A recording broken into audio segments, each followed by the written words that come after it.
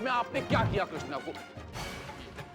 आपने कृष्णा को तभी क्या किया?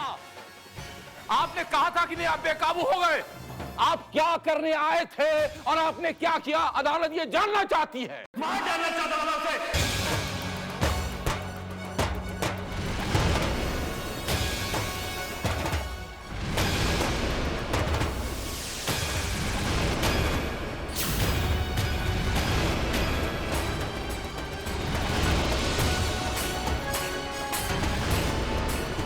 ऑब्जेक्शन योर ऑनर, मेरे क्लाइंट पे दबाव डाला जा रहा है। Objection sustain. मैंने आपसे पहले ही कहा था मिलॉर्ड कि this is clearly an open and shut case. Murder case है। एक पति को जब इस बात का पता चलता है कि उसकी पत्नी का किसी गैर मर्द के साथ कोई ऐसा वैसा रिश्ता है, तो वो क्या करता है? यही करता है जो इसने किया। और ये वकील साहिबा अदालत का वक्त बर्बाद कर रही हैं गहराई तक जाकर। ये आपके सामने दूध का दूध पानी का पानी। That's it। बिना अदालत का वक्त बर्बाद किए मैं ये अदालत से दरखास्त करूंगा कि फैसला सुना दिया जाए। That's it, my lord। Thank you very much।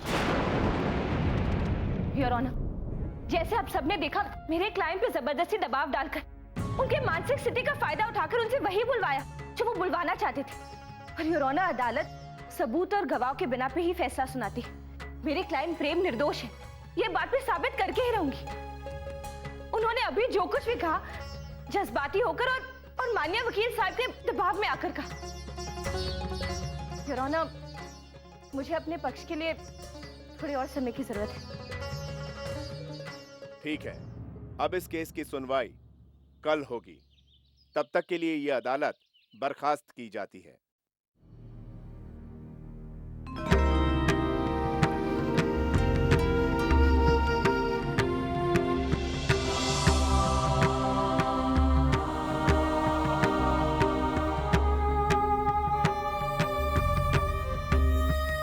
भगवान का शुक्र है कि तू सही समय पे आ गई। आज अगर तू नहीं आती ना सुमी, तो न जाने क्या हो जाता। नंदू, तू मुसीबत में हो और मैं ना आऊं, ऐसा कभी हो सकता है? लेकिन तुझे ये सब पता कैसे चला? नंदू,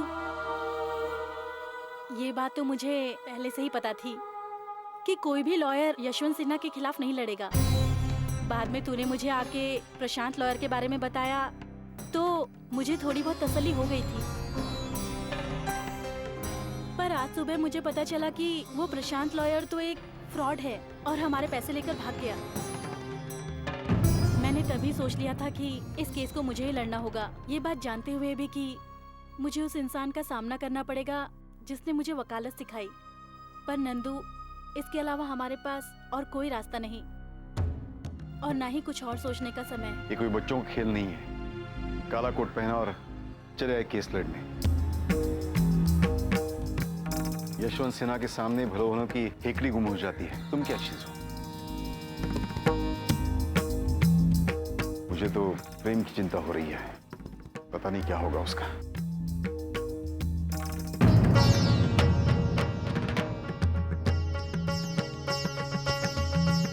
सुमति, थैंक यू वेरी मच। मुझे पूरा यकीन है कि तुम प्रेम को जरूर बचा लोगी। Best of luck.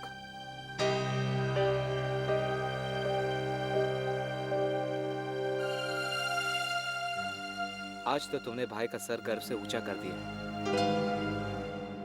मुझे नहीं पता था कि मेरी छोटी सी बहन इतनी समझदार हो गई। हाँ सुमी, मैं बस इतना ही कहूंगी, भगवान तुझे सफलता दे। हाँ वही नहीं, मेरी लॉ की डिग्री का कुछ तो फायदा हुआ।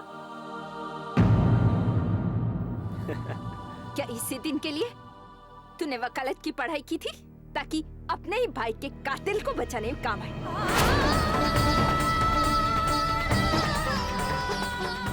मुझे अफसोस हो रहा है की मी तुला वकिली करायला सांगितले. विठ्ठला पांडुरंगा बघतोस ना, आभार ग तुझे बाई.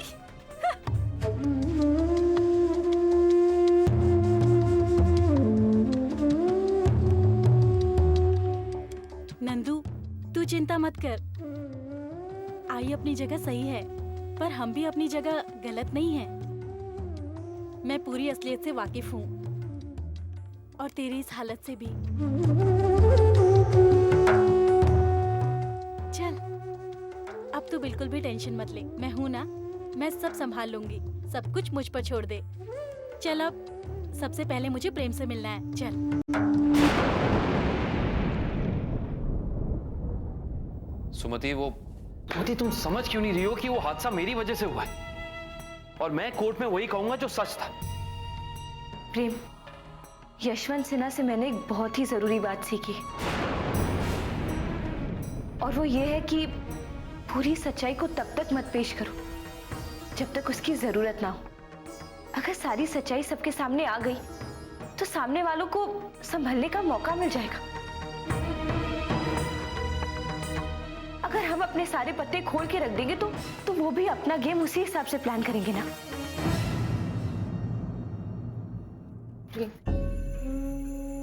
प्रेम प्लीज मेरी बात सुनिए। देखिए, हमें आगे जो भी करना होगा वो बहुत सोच समझ के करना होगा। आप प्लीज सुमी की बात समझने की कोशिश करिए, और वो जो कह रही है, जैसे कह रही है, आप प्लीज वैसा करिए, प्लीज। प्रेम, तुमने कुछ नहीं किया है, कुछ नहीं। वो बस एक हादसा था।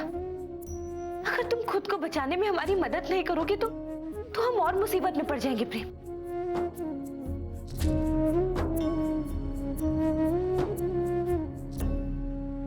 जो होना था वो हो गया। कृष्णा जैसे दरिंदे का जो हश्र होना था उससे मुझे कोई अफसोस नहीं। उसके साथ वही हुआ जो होना चाहिए था। अब अगर इसके लिए मुझे कोई भी सजा मिलती है, मैं उसके लिए तैयार हूं। प्लीज प्रेम, तुम सिर्फ अपने बारे में क्यों सोच रहे हो? उन लोगों के बारे में सोचो जो तुमसे प्यार करते हैं, जिनका सुख दुख सब तुमसे जुड़ा है। प्रेम, अगर तुम जेल चलेगे तो नंदिनी का क्या होगा? तुम्हारे माँ बाप, तुम्हारा परिवार, क्या बीतेगी उन पे? प्रेम, तुम्हें अपने खातिर नहीं, अपनों की खातिर सोच समझ कर चलना होगा। हमें भी बहुत तैयारी करनी है, एक एक सबूत, एक एक गवाह इकट्ठे करने हैं ताकि हमारा केस और मजबूत बन सके। प्रेम, हम दोनों जानते हैं कि नंदिनी पे क्या क्या बीती है। उसके साथ हुई नाइंसाफी को तुम कैसे भूल सकते हो? प्लीज, मैं तुम्हारे आगे हाथ जोड़ रही हूँ। प्लीज इस केस को स्ट्रॉन्ग करने में मेरी मदद करो। प्लीज कहो कि तुमने कृष्णा को नहीं मारा है।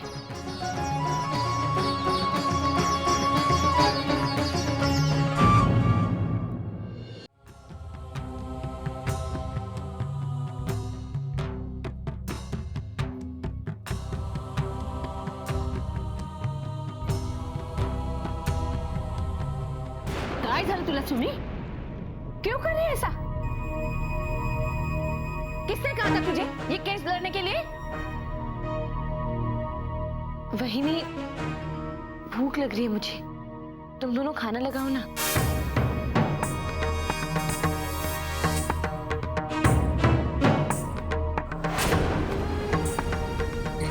क्या बात करी है तू आई?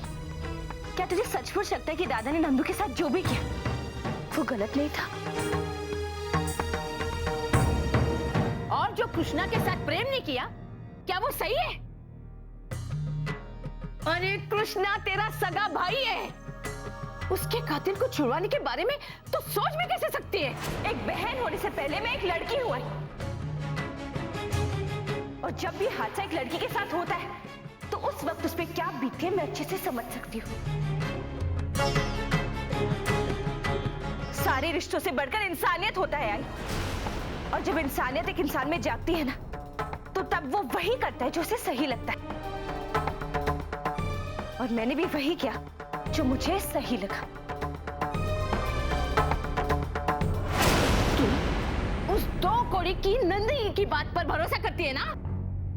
अरे लेकिन तू उस लड़की को नहीं जानती। अरे बिना मतलब लोगों की सहानुभूति पाने के लिए मेरे कृष्णा के बारे में उल्टी सीधी बातें फैला रही है। तू भी एक औरत है आई, क्या कोई भी औरत अपनी इज्जत ऐसे सरेआम उछालेगी? बता, कल अगर मेरे साथ भी वही होता जो नंदू के साथ हुआ, तो क्या तब भी तू वही बोलती जो तू अब बोल रही है? मेरे साथ खड़े होके मेरे इंसाफ के लिए नहीं लड़ती तू? आई देख, ये बड़ी बड़ी बातें करके मुझे उलझा मत, लेकिन मैं इतना कहूंगी, तू जो कुछ भी कर रही है ना, वो ठीक नहीं कर रही।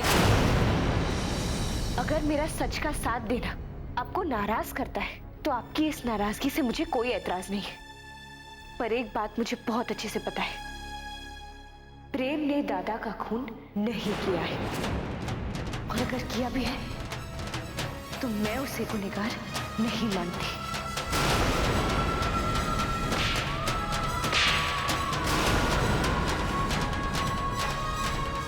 बेशरम लड़की, एक तो गलती करती है, ऊपर से जबान लड़ाती है।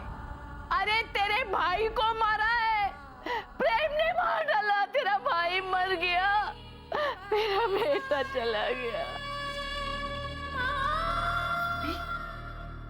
अरे कृष्णा तेरा भाई था जो मर गया और प्रेम ने उसे मार डाला। दादा की मौत का अगर मुझे भी है, उनके लिए मेरे आंख से भी आंसू बहते, पर उन्होंने जो गुनाह किया है उसके लिए मैं उन्हें कभी माफ नहीं कर सकती, कभी नहीं।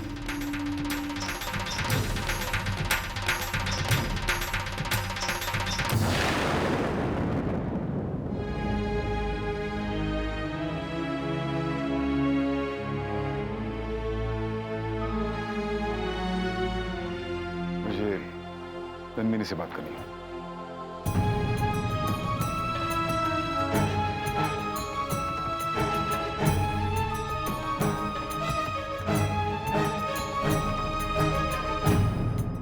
एक बात कान खोलकर सुन लो।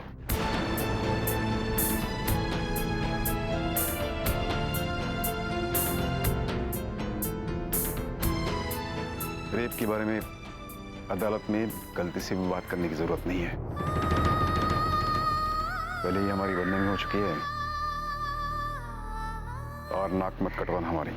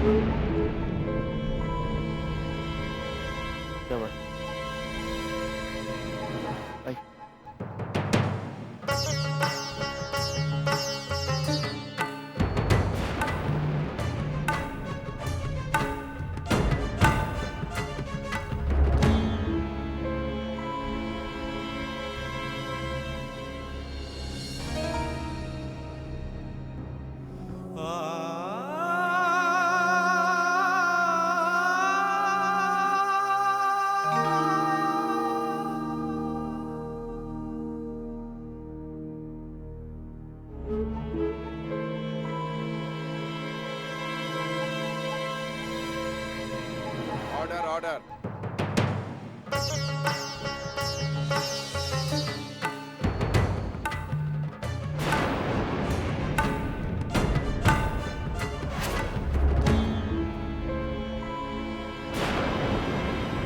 योर ऑनर, कृष्णा बहुत ही लालची और लोभी इंसान था। उसे सोनाक्षी से कभी प्यार नहीं था।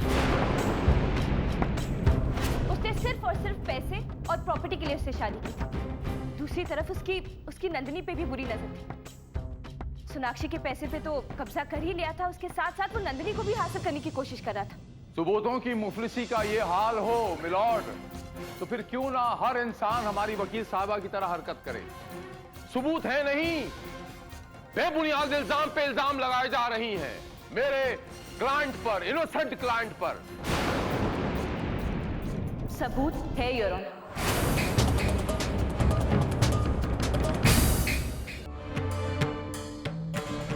योर ऑनर, ये रहा कृष्णा का मोबाइल जिसमें साफ साफ लिखा है कि उसने हर दिन नंदिनी को अनगिनत बार फोन कर करके परेशान किया है। इनफैक्ट जिस दिन उसकी मौत हुई थी उस दिन भी उसने नंदिनी को कई बार फोन किया है। और मिलॉर्ड, इस देश में एक टेलीफोन ऐसा बना हुआ है जो नंदिनी के हाथ में है, जिसे स्विच ऑफ नहीं किया जा सकता।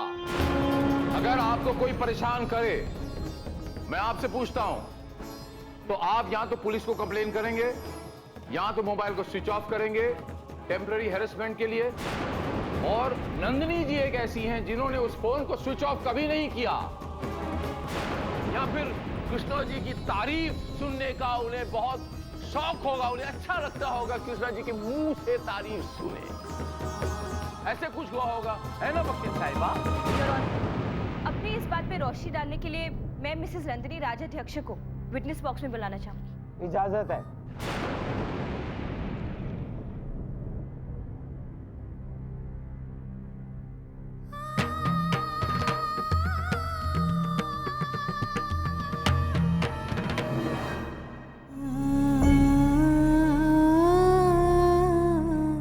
मैं जो भी कहूंगी सच कहूंगी, सच के सिवा कुछ नहीं कहूंगी। नंदिनी, तुम्हारे साथ जो कुछ भी हो बिना किसी हिचकिचाहट के अदालत को बताओ। जी वो मैं नंदिनी जी, बकरी की तरह मत में आइए और अदालत का वक्त बर्बाद मत कीजिए, सीधे पॉइंट पे आइए। Objection your honour. Objection sustain. Nandini, तुम्हें किसी से घबराने या डरने की जरूरत नहीं, जो भी तुम्हारे साथ हुआ है सब सच सच बताओ। जज साहब, कृष्णा मुझसे बहुत बुरा सलूक करता था।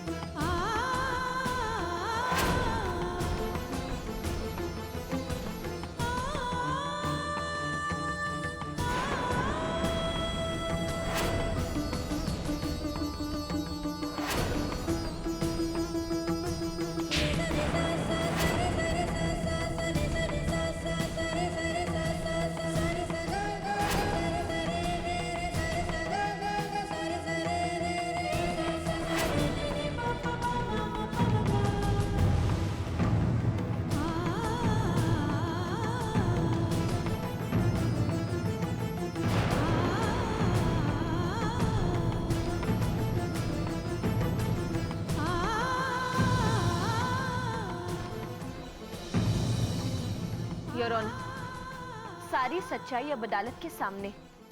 माननीय वकील साहब चाहे तो वो नंदिनी से सवाल कर सकते हैं।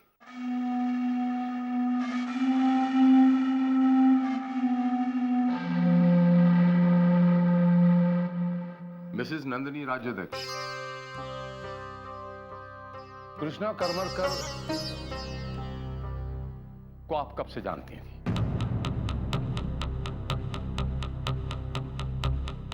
जब से अक्का की शादी हुई तब से। अच्छा, और जब आप कृष्णा जी को पहली बार मिली तब आपको कैसा लगा? जी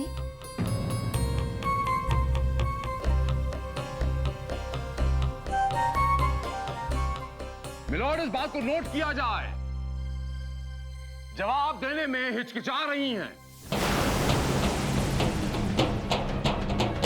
वो कहते हैं ना मिलॉर्ड, खामोशी इकबाल जुर्म होता है, और इश्क में खामोशी का मतलब इकबाल इजहार होता है। ये देखिए इकबाल इजहार, मासूम सी लड़की हमारे सामने खड़ी है। कृष्णा करमरकर जी जब मिले कह नहीं सकती सबके सामने कि मुझे अच्छे लगते थे। नहीं जज साहब, ये गलत कह रहे हैं, ऐसा कुछ नहीं है। मैं बिल्कुल सही कह रहा हूं मिलॉर्ड।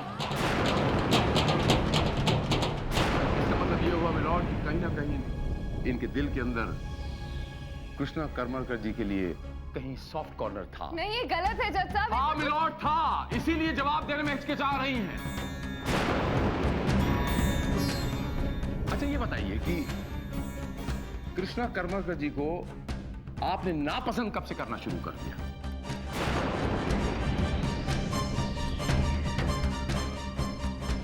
जब उसकी शादी होने वाली थी तब उसने मेरे साथ। शादी वाले दिन एग्जैक्टली क्या किया आपके साथ बताइए ना अदालत को। अदालत जानना चाहती है, अदालत ये जानना चाहती है कि कृष्णा करमरकर जी ने क्या किया आपके साथ। चुप क्यों हैं आप?